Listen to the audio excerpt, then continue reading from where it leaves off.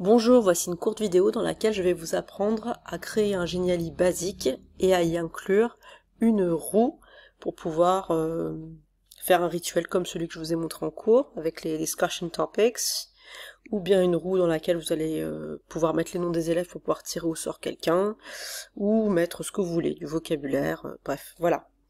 Donc pour créer un Genially, vous devez vous créer d'abord un compte Genially, et ensuite vous allez ici sur le bouton créer un Genially, et vous allez faire création vierge. Ça va vous créer une page blanche toute simple. Voilà. Ensuite, vous allez sur votre moteur de recherche et vous allez taper Will Decide. Voilà. Donc voici le site, ça se présente comme ça. Et ici, vous allez pouvoir ajouter vos questions. J'écris n'importe quoi.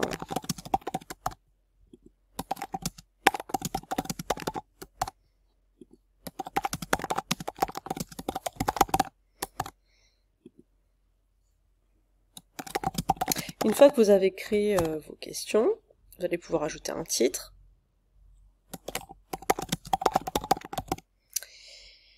Vous cliquez sur Apply Wheel Changes. Voilà, votre roue est créée. Et ensuite, vous allez ici cliquer sur Embed Wheel.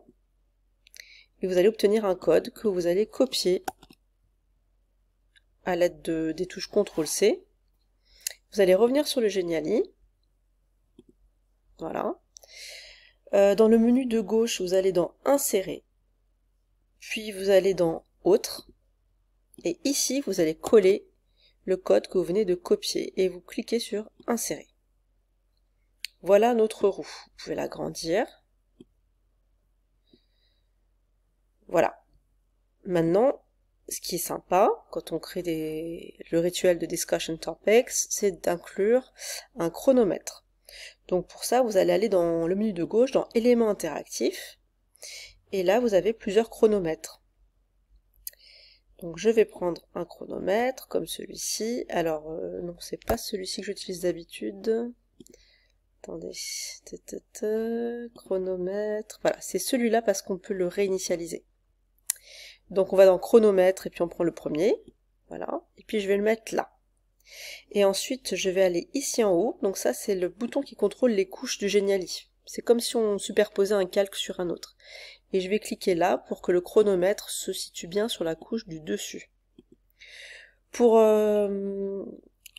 voir ce que ça donne, vous cliquez sur l'œil qui est juste là.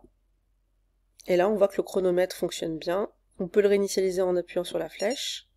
Et si on veut faire tourner la roue, il n'y a plus qu'à cliquer dessus. Voilà. Tout fonctionne. Donc une fois que ça c'est fait, vous donnez un titre à votre Genially. Et puis vous allez cliquer sur Présenter pour le finaliser. Soit vous décidez de le mettre en mode public, soit vous décidez de le mettre en mode privé.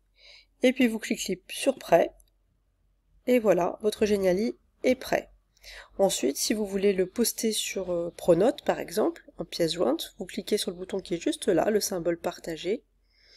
Et vous allez copier le lien que vous allez pouvoir coller dans Pronote, soit à l'intérieur de la case texte de Pronote, soit en le mettant dans Pronote. Vous avez un petit bouton où vous pouvez ajouter des sites web, des pièces jointes, etc. Vous pouvez l'ajouter là. Voilà, j'espère avoir été claire.